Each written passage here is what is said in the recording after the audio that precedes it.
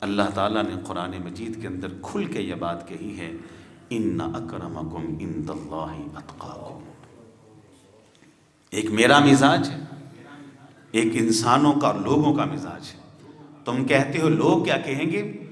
لوگوں کا مزاج یہ ہے کہ لوگ عزت کرتے ہیں، دیکھیں گے تیرا حسب نامہ، تیرا نسب نامہ۔ لوگ عزت کے لیے دیکھیں گے تیری جائیداد، تیرا کاروبار، تیرا بینک بیلنس، تیری دولت، تیرا خزانہ۔ لوگ عزت کے لیے دیکھیں گے تیرا عہدہ، تیرا منصب، تیری اقتدار، تیری حکومت، تیری بادشاہت۔ لیکن ان اکرمکم عند اللہ اتقاکم، میں نہیں دیکھتا تیرا حسب، میں کسی کا نسب نہیں دیکھتا، مجھے تیرے خاندان سے کوئی سروکار نہیں، تیری دولت سے، تیرے سرمایہ سے، تیرے مال سے کوئی تعلق نہیں، تیرے عہدے سے، تیرے منصب سے، تیرے اقتدار سے مجھے کچھ غرض نہیں۔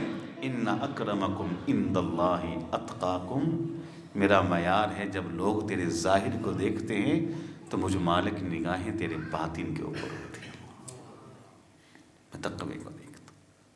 اللہ کے ہاں یہ معیار ہے۔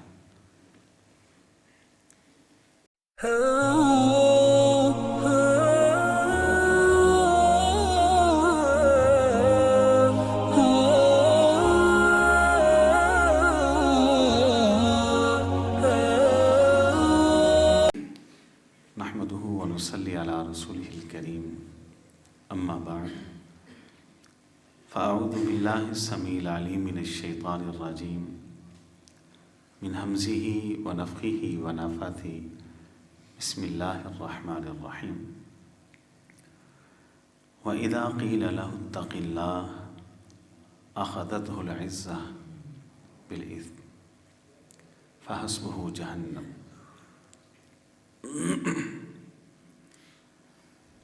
ویسے تو انسان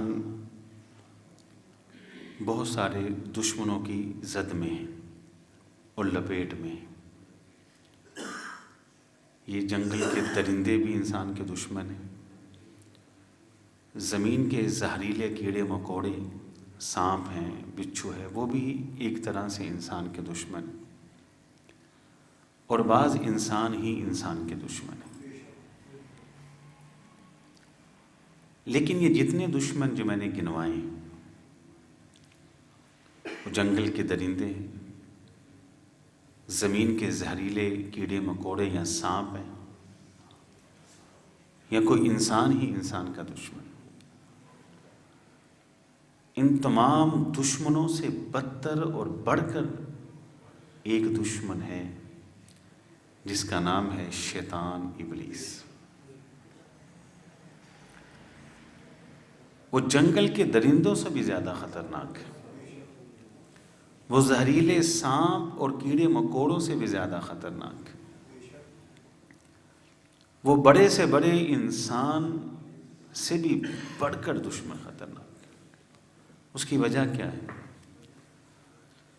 اس کی پہلی وجہ یہ ہے، جتنے بھی یہ دشمن ہیں جن کا میں نے ذکر کیا، جنگل کے درندے ہیں، سانپ ہیں، یہ انسان ہیں، یہ نظر آتے ہیں۔ کیوں جی؟ درندے نظر آتے ہیں کہ نہیں؟ سانپ دکھائی دیتا ہے کہ نہیں؟ انسان نظر آتے ہیں کہ نہیں؟ لیکن یہ وہ خطرناک دشمن ہے جو نظر نہیں آتے۔ اب آپ مجھ کو یہ بتائیں کہ وہ دشمن جو انسان کو دکھائی دیتا ہے، اس کے مقابلے کے اندر وہ دشمن جو نظر نہیں آتا وہ کتنا خطرناک ہوگا؟ ایک وجہ یہ۔ دوسری وجہ، یہ جتنے بھی میں نے دشمن گنوائے ہیں، درندے ہیں، سانپ ہیں، انسان ہیں، ان کی دشمنی محدود ہے، لمیٹڈ ہے۔ کوئی جنگل کا درندہ ہے، اس کی دشمنی صرف اتنی ہے، وہ آئے گا، چیڑے گا، پھاڑے گا، کھائے گا، اور دشمنی ختم۔ کوئی زہریلا سانپ ہے، وہ ڈسے گا، دشمنی ختم۔ اللہ نہ کرے کوئی انسان اگر انسان کا دشمن ہے تو زیادہ سے زیادہ وہ گولی مار دے گا، قتل کر دے گا، بس دشمنی اس حد تک، اور کیا کر لے گا؟ لیکن یہ جو دشمن ہے، انسان کا سب سے خطرناک دشمن شیطان، یہ نہ تو آپ کی جان کا دشمن ہے، نہ یہ آپ کے مال کا دشمن ہے، نہ یہ آپ کی عزت کا دشمن ہے۔ اس کی دشمنی اس قدر خطرناک ہے کہ اس کا ٹارگیٹ آپ کا ایمان، اور جب تک یہ آپ کو جنت سے محروم کر کے جہنم میں پہنچا نہیں دیتا، اس کی دشمنی ختم نہیں ہوگی۔ اس کے پروگرام بہت اونچے، اس کی دشمنی بہت خطرناک ہے۔ اب آپ بتائیں کہ ایک دشمن آپ کے جسم کا، چور ہے تو آپ کے مال کا دشمن ہے، ڈاکو ہے تو وہ آپ کے سرمایہ کا دشمن ہے، زیادہ سے زیادہ کوئی آپ کی جان کا، کوئی آپ کی عزت کا دشمن ہے، اس کے مقابلے میں یہ دشمن کہ جس کا ٹارگیٹ کیا ہے، آپ کو جہنم میں پہنچانا۔ اور تیسری وجہ وہ یہ ہے کہ جتنے بھی دشمن ہیں جو نظر آتے ہیں،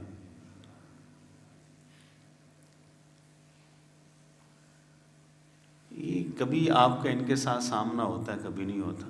میرے خیال میں شاید ہم میں سے کسی نے براہ راست، وہ میں چڑیا گھر کی بات نہیں کرتا، پنجرے کی بات نہیں کرتا، براہ راست کبھی کسی نے کوئی درندے کا سامنا کیا ہو، میرا خیال نہیں کیا ہوگا۔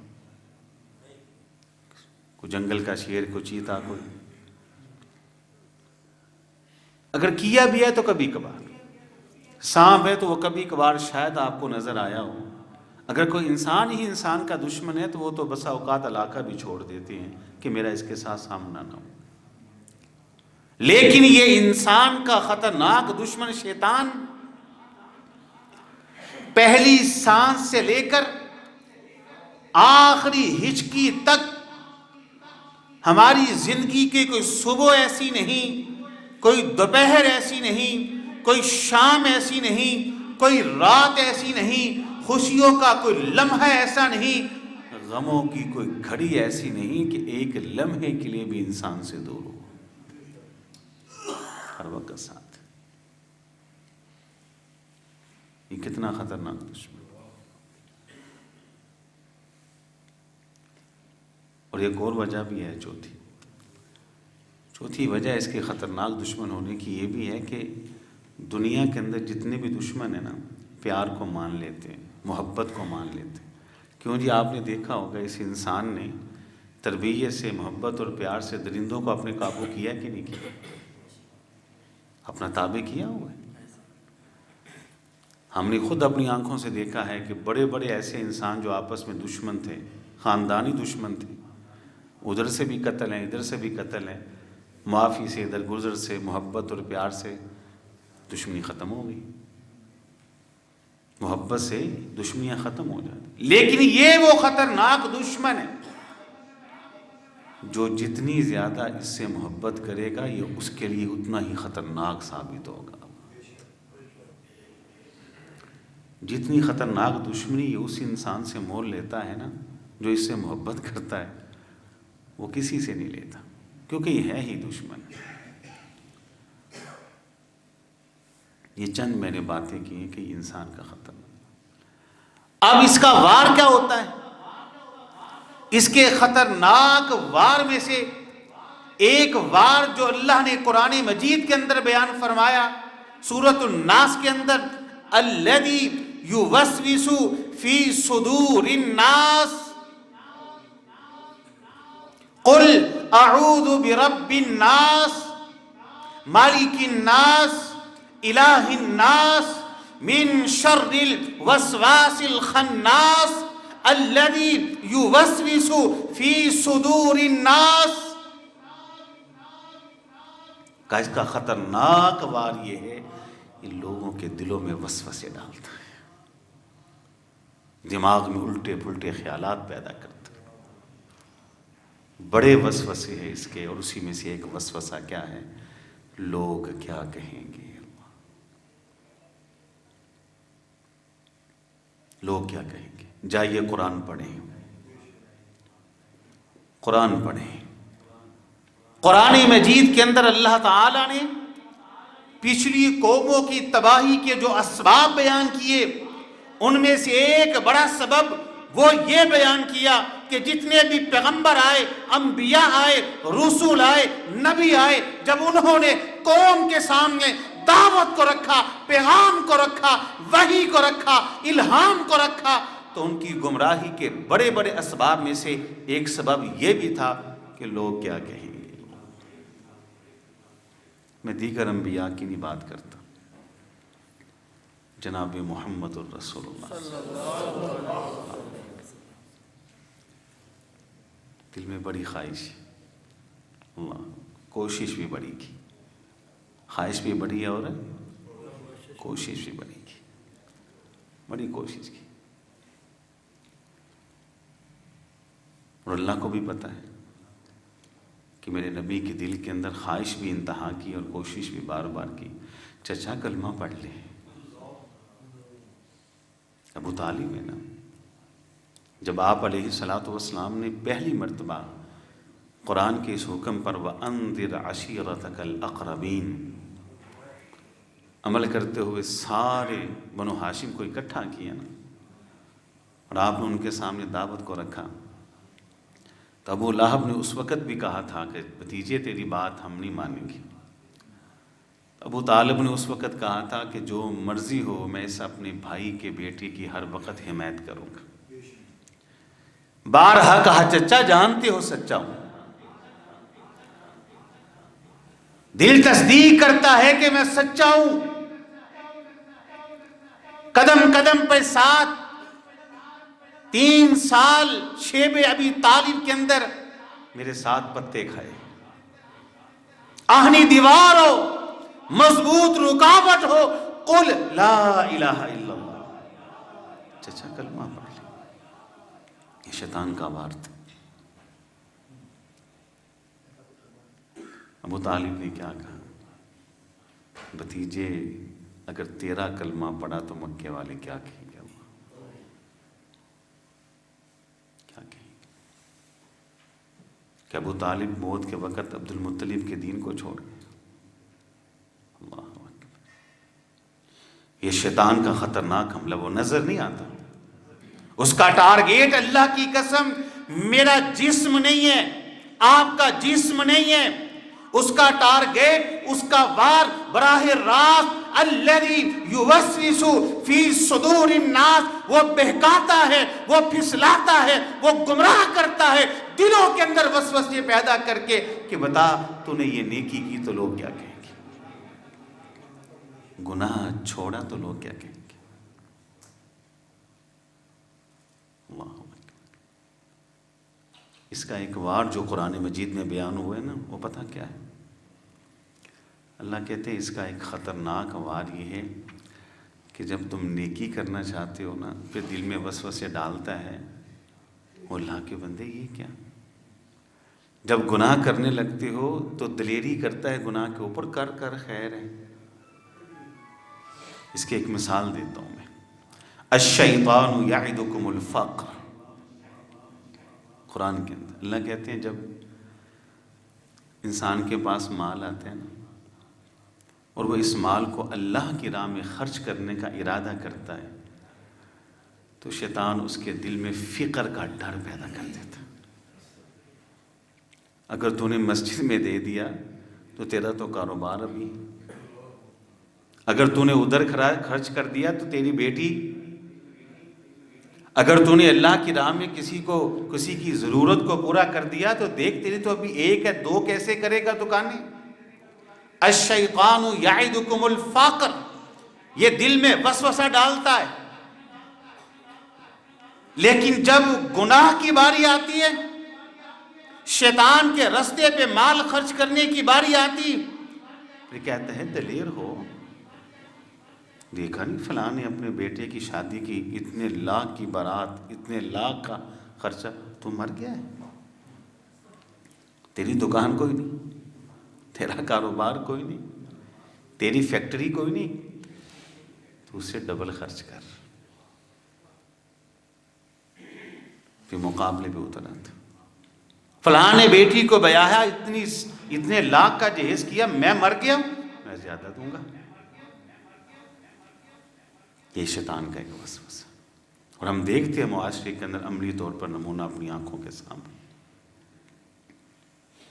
گھر بنانے کی باری آئے ہم مقابلے پہ اتر آتے ہیں کہ فلاں نے گھر بنایا، میں مر نہیں گیا، میں اس سے اچھا گھر اچھے علاقے کے اندر تعمیر کروں گا. فلاں نے گاڑی لی، میں مر نہیں گیا، میں اس سے اچھی گاڑی لوں گا. اچھا، اسلام کا ایک مزاج ہے، اسلام مقابلے سے روکتا نہیں، منع نہیں کرتا. اسلام کیونکہ انسانی فطرت ہے، انسان ایک مقابلے کا عادی، دوسروں سے آگے بڑھنے کی کوشش کرتا ہے. لیکن اسلام نے ایک مزاج دیا ہے، تم نے اگر آگے بڑھنا ہے تو کہاں بڑھو؟ کرکٹ کے میدانوں میں، ہاکی کی گراؤنڈوں میں، سنوکر بلیئر کے کلبوں میں، شادی بیاہ پر ہندو و سکھوں کی رسم و روایات پہ مال خرچ کر کے، مہندی کی رسم پہ لاکھوں اڑا کے، بھانڈ مراسی گھر بلا کے ان کے اوپر لاکھوں نچھاور کر کے، بغاوت کی راہ میں نہیں. فاستبقوا الخیرات. اللہ کہتی ہے مقابلہ یہ انسانی فطرت ہے، لیکن میدان اللہ نے دیا، میں تم کو میدان دیتا ہوں. فاستبقوا الخیرات. اگر تم نے واقعی مقابلہ کرنا ہے تو مقابلہ اس کے لیے میدان نیکی کا. فاستبقوا الخیرات. دوسروں سے آگے بڑھ، نیکی کے میدان کے اندر آگے بڑھ. پھر نیکی کے میدان میں یوں آگے بڑھ، پھر یہ فکر نہ کر کہ اس راہ میں آگے بڑھوں گا تو لوگ کیا کہیں گے، پھر بڑھتا ہی چلا جائے. یہ ایک شیطانی وسوسہ ہے جو انسان کے دل میں وہ ڈالتا ہے کہ لوگ کیا کہیں گے. پھر قرآن مجید کے اندر اللہ نے ایک منظر کشائی کی ہے، سبحان اللہ، ایک منظر کشائی کی ہے، وہ میں آپ کے سامنے رکھتا ہوں،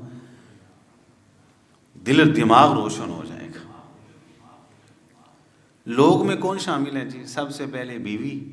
بہت سارے گناہ بندہ اس کی رضا کے لیے کرتا ہے، کیا گھر والی کیا کہے گی، شیخ صاحب بھی عرض کر رہے تھے. اولاد ہے، بہت سارے گناہ ہیں جو اولاد کے لیے کرتے ہیں. بڑا کچھ کہتے ہیں، جناب آپ نے گھر میں یہ کیوں رکھا، کیا کریں بچے ہیں نا، تو کیا کہیں گے، پھر آپ ہمیں یہ بھی نہیں لا کے دیتا. پھر بہت سارے گناہ برادری کی وجہ سے، یار وہ خاندان والے ہیں، برادری ہے، اگر یہ نہ کروں تو وہ یہ کریں گے. پھر سب سے بڑھ کر دنیا والے، یہی ہے نا. اب قرآن سن لیں، اللہ فرماتے ہیں یود المجرم لو یفتدی من عذاب یومئذ ببنیہ. جب جہنم کو لایا جائے گا حشر کے میدان کے اندر، حدیث میں الفاظ ہیں اسے 70,000 لگامیں ڈالی گئی ہوں گی. اللہ، ہر لگام کو 70,000 فرشتوں نے پکڑا ہوا ہوگا اور گھسیٹ کے میدان محشر میں اس کو لایا جا رہا ہوگا. اچھا، دنیا کی آگ اور جہنم کی آگ میں فرق ہے، کسی کو پتہ ہے کیا ہے جی؟ دنیا کی آگ میں اور جہنم کی آگ میں فرق ہے. فرق کیا ہے بھلا؟ اللہ اکبر. وہ فرق میرے بھائیوں، میرے دوستوں، بزرگوں، یہ ہے کہ دنیا کی آگ صرف جلاتی ہے، بھسم کرتی، کوئلہ بناتی، اس کا یہی کام آپ دیکھتے ہیں. جہاں لگتی ہے وہاں وہ بھسم کر کے رکھ دیتی، جلا کے کوئلہ بنا دیتی. بس یہی کام ہے دنیا کی آگ. اور جو جہنم کی آگ ہے وہ صرف جلاتی نہیں ہے، وہ صرف کوئلہ نہیں بناتی، وہ محض بھسم نہیں کرتی. جہنم کی آگ جلاتی بھی ہے اور بات بھی کرتی ہے، اس کی زبان بھی ہے، وہ کلام کرتی. ہاں، قرآن کے اندر موجود ہے، تدعو من ادبر وتولی. جب جہنم کو لگامیں ڈالی ہوئی گھسیٹ کر محشر کے میدان میں لایا جا رہا ہوگا، وہ چیخ چیخ کے کہے گی تدعو من ادبر وتولی. کہاں ہے نافرمان؟ مجرموں کہاں ہو؟ ظالموں، جابروں، بدکاروں کہاں ہو؟ گنہگاروں کہاں ہو؟ اب اللہ منظر کشائی کرتے ہیں، اپنی آنکھوں سے جہنم کو دیکھے گا، انگاروں کو دیکھے گا، آگ اور اس کے شعلوں، اس کی پھنکار کو دیکھے گا، اس کی آواز کو سنے گا، تدعو من ادبر وتولی، تو چلا کے کہے گا، یود المجرم لو یفتدی من عذاب یومئذ ببنی، کیا کہے گا؟ اللہ میرے بیٹے پکڑ جہنم میں ڈال دے، مجھ کو بچا لے۔ یہ قرآن کی آیتوں کا ترجمہ۔ اچھا، بیٹوں کی بات کر کے، اولاد کی بات کر کے چپ نہیں کرے گا، کہے گا اللہ میری بیوی کو پکڑ جہنم میں ڈال دے، وصاحبتہ وآخیہ، اللہ میرے سارے بھائی پکڑ جہنم میں ڈال دے۔ یہی لوگ ہیں نا، وَفَصِيلَتِهِ الَّتِي تُؤْوِي، بیوی کی، بیٹوں کی، بھائیوں کی بات کر کے چپ نہیں کرے گا، کہے گا وَفَصِيلَتِهِ الَّتِي تُؤْوِي، سارے خاندان کو پکڑ لے جہنم میں پھینک دے، اللہ مجھ کو بچا لے۔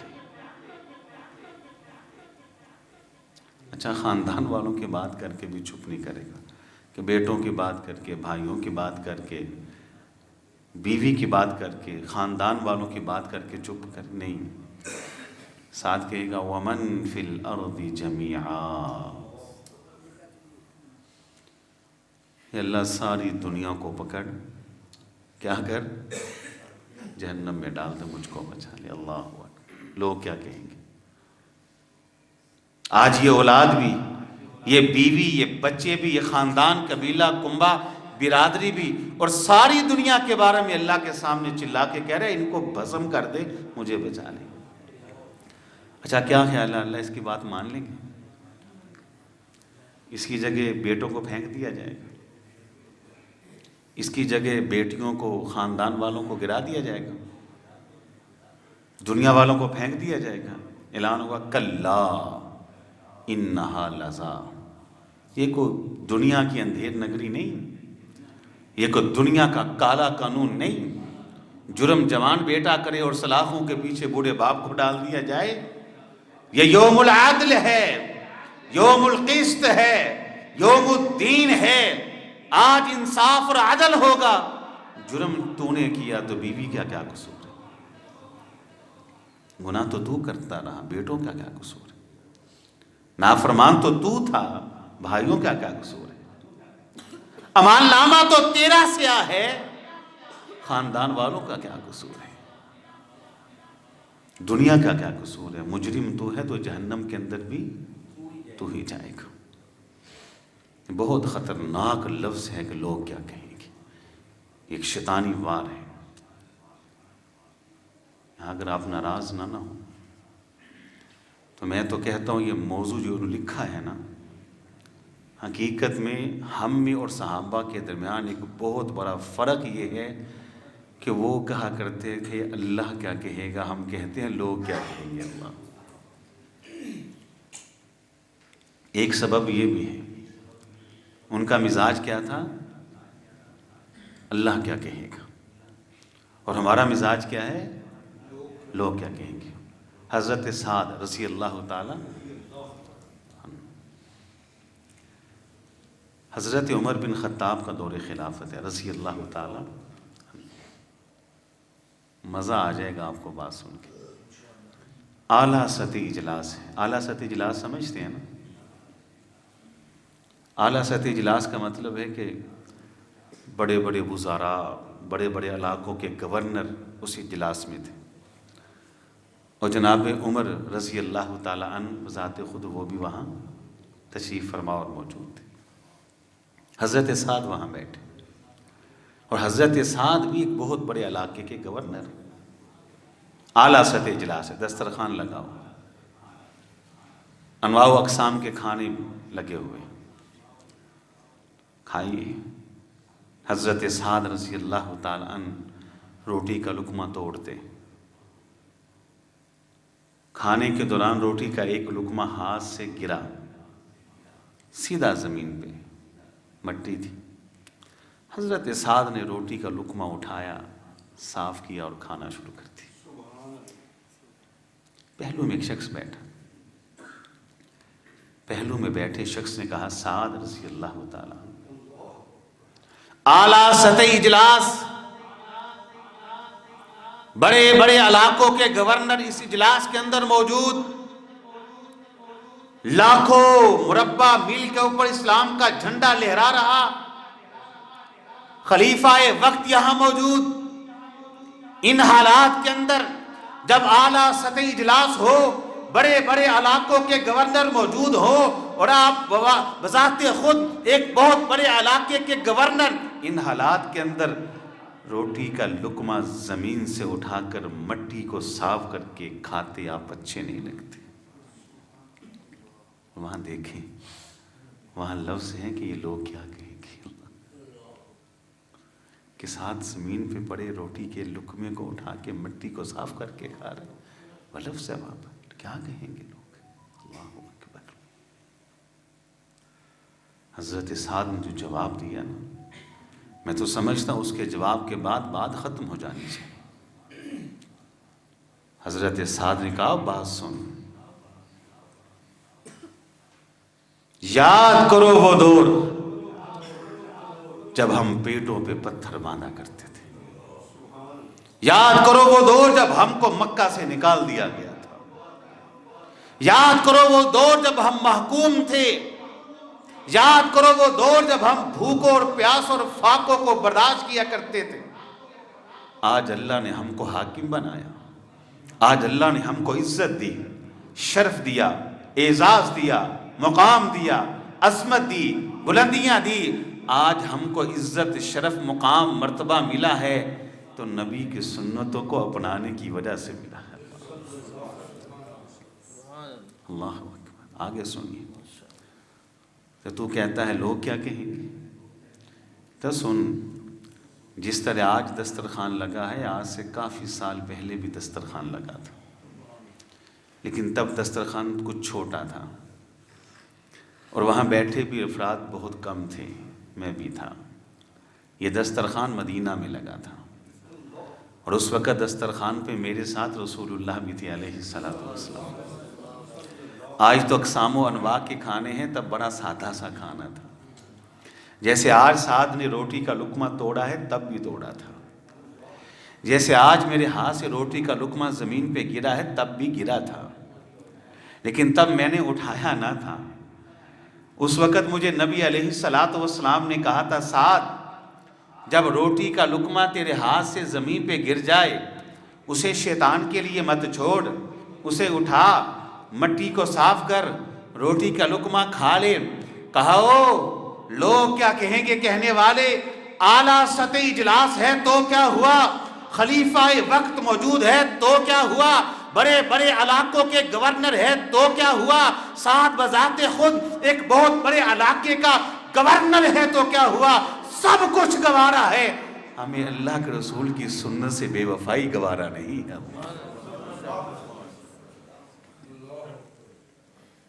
یہ تخت و تاج ملے تو انہیں اس وجہ سے ملے، یہ عزت و شرف ان کو ملا تو اس وجہ سے ملا۔ اللہ اکبر۔ کیونکہ یہاں تو میرے ذہن میں ایک اور بڑا پیارا واقعہ آ گیا۔ آپ تو شہر گجرانوالہ کے بالکل پاس ہیں، آپ کو تو بات بڑی سمجھ میں آئے گی۔ رستم لفظ سنا ہے آپ نے کبھی؟ سنا ہے نا رستم؟ کسے کہتے ہیں رستم؟ پہلوان کو۔ اچھا، جو پنجاب کا سب سے بڑا پہلوان ہو اس کے لیے کیا لفظ استعمال کرتے ہیں؟ رستم پنجاب۔ رستم ہی ہوتا ہے، رستم پنجاب۔ پاکستان کا سب سے بڑا پہلوان، اس کو رستم پاکستان کہتے ہیں۔ رستم ایشیا بھی موجود ہے، ایشیا کا سب سے بڑا پہلوان۔ اچھا، اسے رستم کیوں کہتے ہیں؟ یہ رستم لفظ کہاں سے آئے جی؟ فارسی۔ ہاں،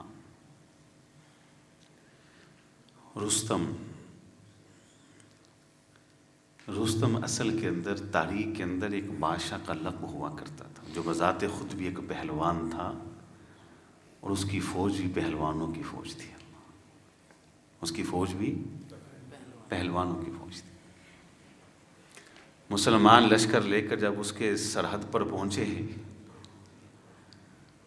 تو اس کے सिपाहियों ने उससे कहा कि एक फौज आई है, अरब के लोग आए, दुबले पतले मारे कमजोर,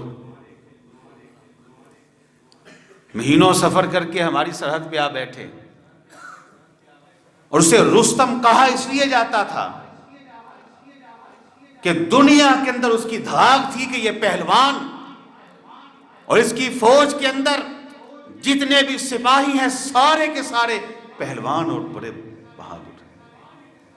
कहा अच्छा बहुत ताकतवर है? कहा ताकतवर नहीं है, मज़ाहर बेचारे परागंदा हैं, बाल बिखरे हुए हैं, पाबंद लगे लिबास पहने, असलहा भी इतना नहीं, थके हारे हैं, खुराक भी इतनी नहीं, और आपकी सरहद पे आए। पागल लगते, इतनी बड़ी ताकत से टकराने के लिए आए। कहा उनको पैगाम भेजो, अपना कोई बंदा भेजे, रुस्तम से बात करे। क्यों आए? मुसलमानों के कासिद आए, उनका नाम था हज़रत रबी इब्न आमिर रज़ी अल्लाह ताला। रबी इब्न आमिर रज़ी अल्लाह ताला। उनके आने का अंदाज, लिबास पहना है पता नहीं कितने पाबंद लगे हुए, बाल बिखरे हुए, तलवार है तो उसको ऊपर टाकियां लपेटी हुई हैं। आए, जैसे ही रुस्तम के दरबार पे पहुंचे, दरबान ने देखा, उसने कहा शायद कोई फकीर आया, को मांगने वाला आया। किधर आए हो? कहता है मैं मुसलमानों की फौज का कासिद हूँ। अल्लाह, उसका दिल नहीं मानता। आज से पहले भी रुस्तम के दरबार में बड़े कासिद आए, बड़े एलची आए, लेकिन आज तो पहला कासिद और एलची है कि हमारे दरबार में तो फकीरों की हालत भी इससे बेहतर होती।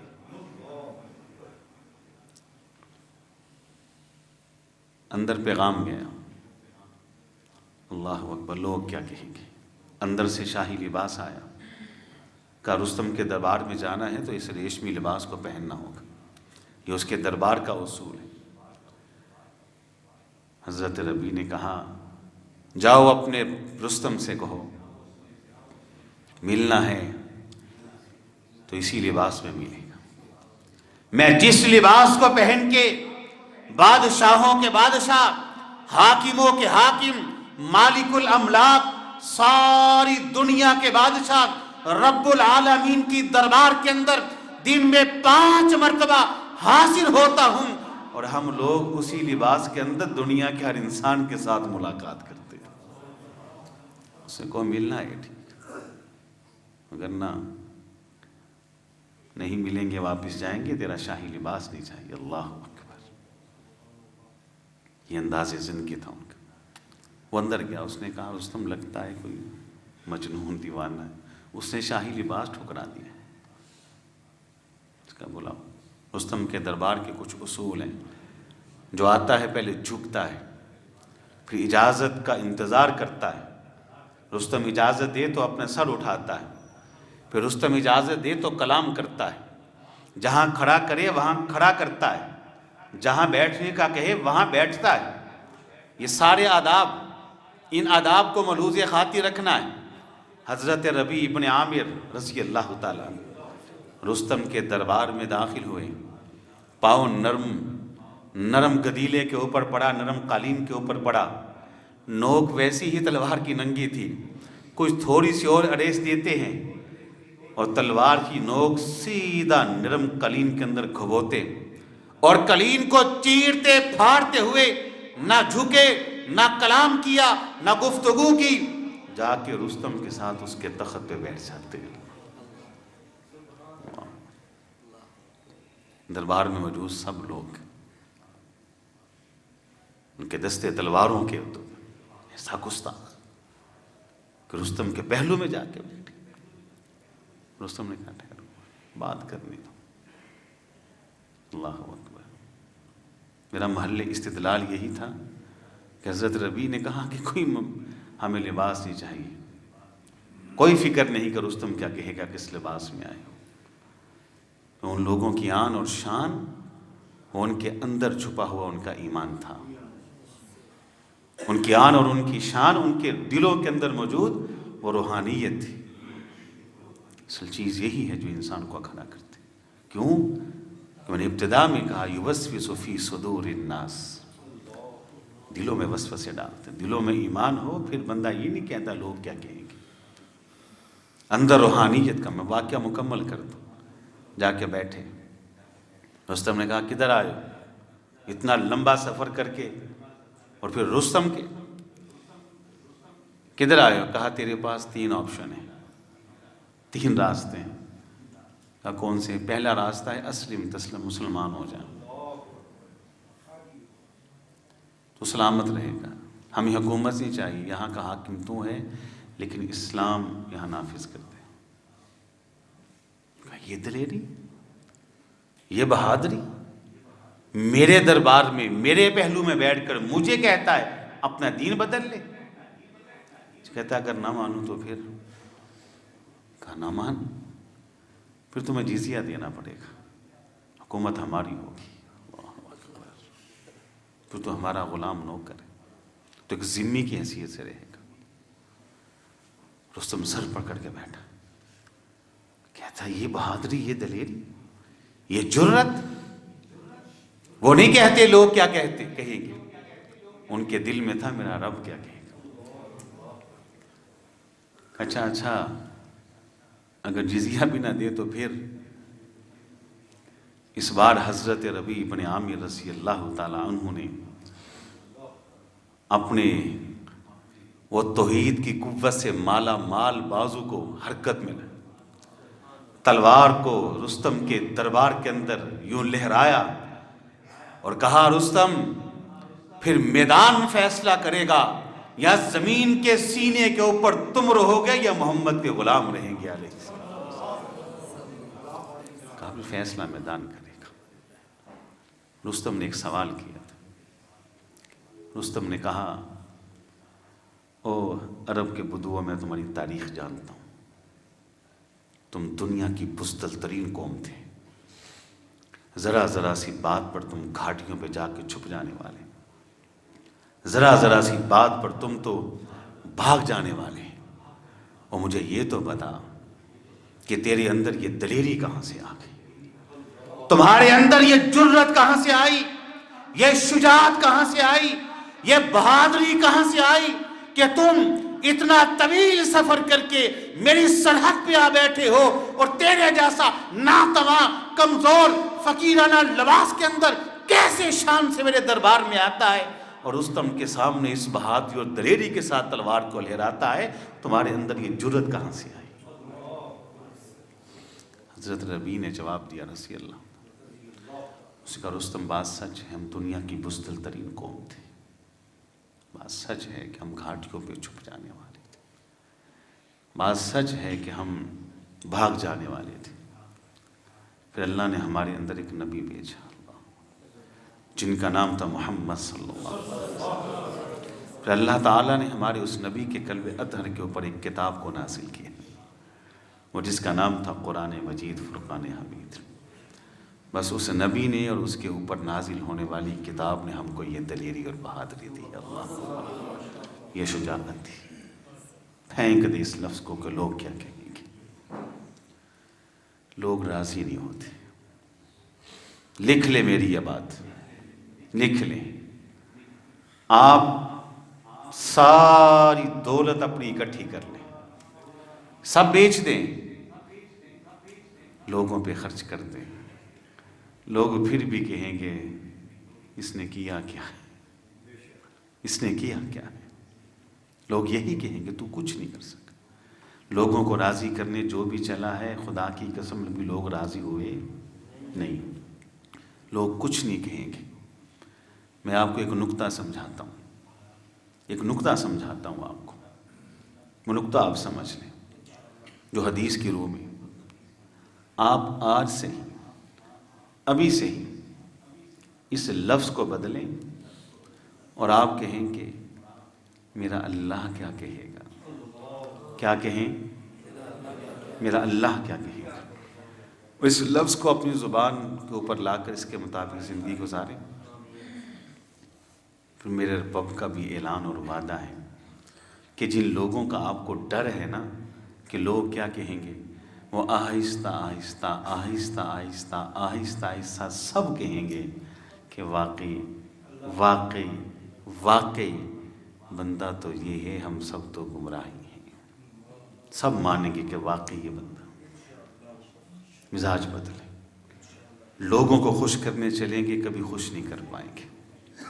لوگ خوش ہوتے نہیں، رب بھی ناراض کر بیٹھتے ہیں.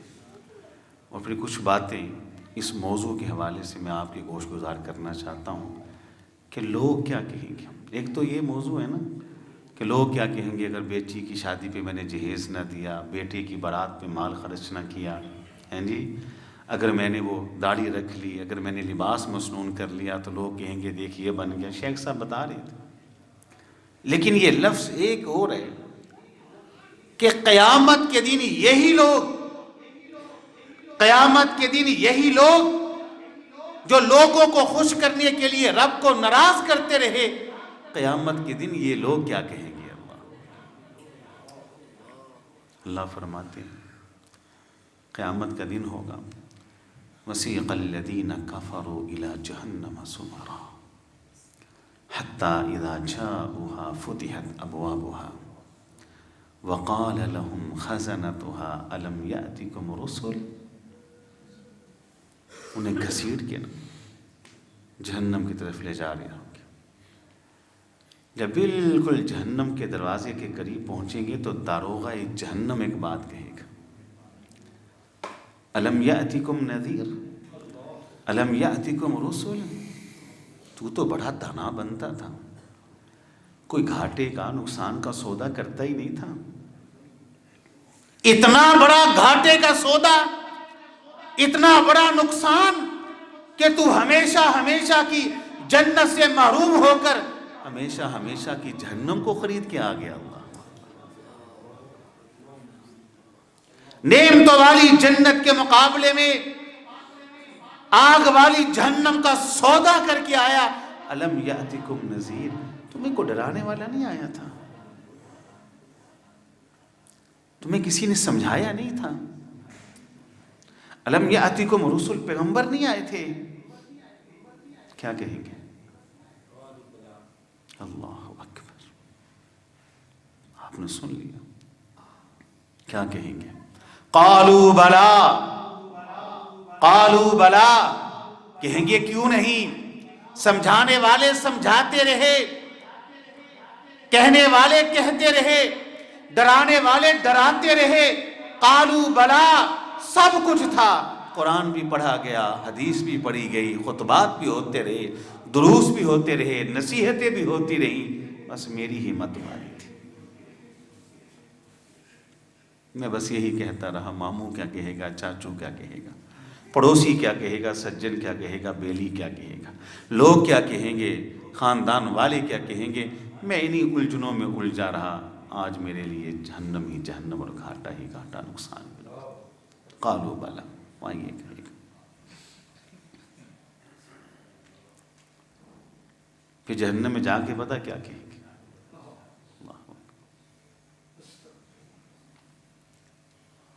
قرآن مجید کا منظر، وہ پوچھیں گے جنتی، ما سلککم فی سقر، ما سلککم فی سقر.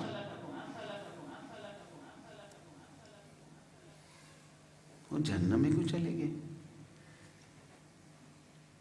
ما سلککم، کون سی چیز لے گی تمہیں؟ قالوا لم نک من المصلین ولم نک نطعم المسکین. یہ وہ کہیں گے ادھر. نیند بڑی اچھی لگتی تھی، اٹھنے کو دل نہیں کرتا تھا. مؤذن کہتا تھا الصلاۃ خیر من النوم ولم نک نطعم المسکین. بڑے لوگ تھے آس پاس، ضرورت مند تھے، عیاشیوں پہ مال خرچ کر لیتا تھا. بڑی فکر تھی عمدہ لباس کی، بڑی فکر تھی مجھے اپنے گھر اور گھر کی تزئین و آرائش کی، ہر نیا ماڈل میرے نیچے ہو، فکر تھی. لم نک نطعم المسکین، مسکین کا کبھی خیال ہی نہیں آیا تھا. وَكُنَّا نَخُوضُ مَعَ الْخَائِضِينَ، میں تو خود ان لوگوں کے ساتھ شامل تھا جو لوگوں کو تانے مینے دیتے تھے. وہ جو شیخ صاحب کہہ رہے تھے دریا اور ندی کراس کر کے آ رہے ہو، مزاج بدلو. اور یاد رکھیے گا اللہ تعالیٰ نے قرآن مجید کے اندر کھل کے یہ بات کہی ہے، ان اکرمکم عند اللہ اتقاکم۔ ایک میرا مزاج ہے، ایک انسانوں کا اور لوگوں کا مزاج ہے۔ تم کہتے ہو لوگ کیا کہیں گے؟ لوگوں کا مزاج یہ ہے کہ لوگ عزت کرتے ہیں، دیکھیں گے تیرا حسب نامہ، تیرا نسب نامہ۔ لوگ عزت کے لیے دیکھیں گے تیری جائیداد، تیرا کاروبار، تیرا بینک بیلنس، تیری دولت، تیرا خزانہ۔ لوگ عزت کے لیے دیکھیں گے تیرا عہدہ، تیرا منصب، تیری اقتدار، تیری حکومت، تیری بادشاہت۔ لیکن ان اکرمکم عند اللہ اتقاکم، میں نہیں دیکھتا تیرا حسب، میں کسی کا نسب نہیں دیکھتا، مجھے تیرے خاندان سے کوئی سروکار نہیں، تیری دولت سے، تیرے سرمایہ سے، تیرے مال سے کوئی تعلق نہیں، تیرے عہدے سے، تیرے منصب سے، تیرے اقتدار سے مجھے کچھ غرض نہیں۔ ان اکرمکم عند اللہ اتقاکم، میرا معیار ہے جب لوگ تیرے ظاہر کو دیکھتے ہیں تو مجھ مالک نگاہیں تیرے باطن کے اوپر ہوتی ہیں، میں تقوی کو دیکھتا ہوں۔ اللہ کے ہاں یہ معیار ہے۔ وہ صحیح بخاری اور مسلم کی حدیث ہے، کیا بات ہے، اللہ۔ 4 بچے ہیں جنہوں نے بچپن میں کلام کیا ہے، چھوٹی عمر میں۔ کتنے بچے ہیں؟ ایک حضرت عیسیٰ ہے علیہ السلام، ایک وہ صوفی جریج جن پہ الزام لگا تھا اور بچے نے پھر گواہی دی تھی، ایک وہ اصحاب الاخدود خندقوں والے، وہ بادشاہ تھا جس کی سلطنت ہی سحر و جادو پہ چلتی تھی، وہ بچے والا واقعہ معروف ہے۔ چوتھا بچہ کون سا ہے بولا؟ ہاں، یہ ماشاءاللہ فقہک اللہ فی الدین، اللہ آپ کو دین کی سمجھ دی۔ ایک ماں تھی، یوں اپنے بچے کو اپنے سینے سے لگا کے دودھ پلا رہی تھی، دودھ پیتا بچہ، شیر خوار بچہ، سامنے سے ایک شخص کو گزرتا ہوا دیکھا،